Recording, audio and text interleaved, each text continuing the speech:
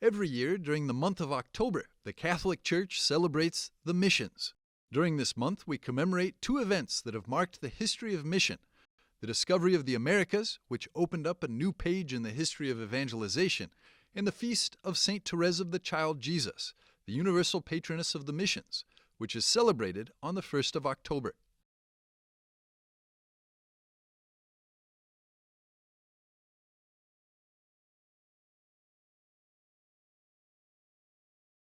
On the second to last Sunday of October, the culminating moment of the missionary month, World Mission Sunday, is celebrated. For this occasion, the Pope sends a message out to the entire Church. This year, 2022, Pope Francis remembered the three foundations that sustain and nourish the evangelizing mission: the universality of the call to bear witness to Christ, the perennial newness of this mandate, and the necessity of the strength of the Holy Spirit, so that this mission might bear fruit. Therefore, we can affirm that the Church cannot exist without the missionary dimension. Ma la Chiesa cammina innanzitutto sulla missionarietà. The Church moves above all on mission. If this is missing, the Church cannot progress. So this last, and I would say also the first commandment of Jesus, go and announce the gospel. This is unable to be suppressed, this commandment of Jesus, and we receive it as the element that permits us to look further, beyond. Here then begins the mission of the Church. But what thing does the Church bring? The fundamental mystery, the mystery of Jesus? And it's not just a matter of the historical Jesus, remembering what Jesus said and did.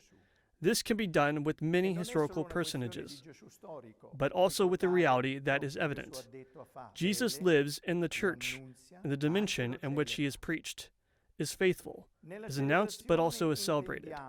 By celebration, we mean that what Jesus did and said at the Last Supper, that "do this in memory of me," is closely united to the mission of the Church. Si unisce strettamente alla missione della Chiesa. Today, the universality of the Christian faith is questioned, and on numerous occasions is associated with a history of violence and alienation. As a response to this disfigured vision of the relationship between faith and culture, Christ's last words, in which he sent his disciples out to evangelize all nations, resound. In this way, Christianity enters into history with a universal mission that goes beyond time and space. Le culture hanno una loro ricchezza.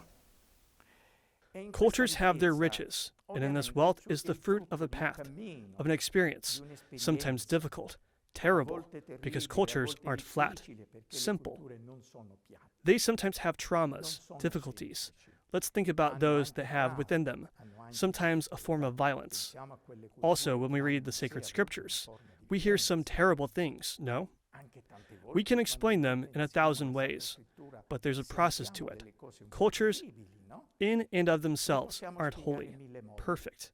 They need to be leavened.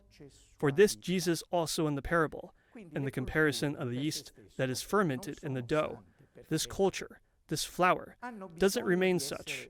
It is transformed into a new reality that becomes the bread, qualitatively distinct even though it is composed of those experiences. So, the cultures, if they don't have this leaven of the gospel, are incomplete. We must understand that the mission of the Church, in this sense, this service, it has this dual reality of being mother, the Church that generates, but also teacher, because she educates. These two aspects are so co-penetrated that it would be impossible to separate them. Talmente compenetrati che sarebbe impossibile scinderli.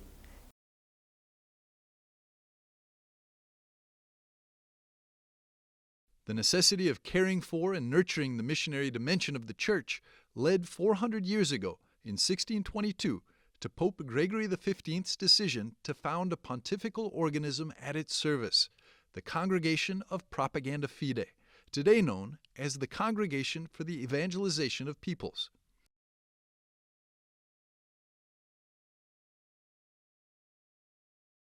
Pontifical entity is to organize, promote, and direct mission activity in the entire world.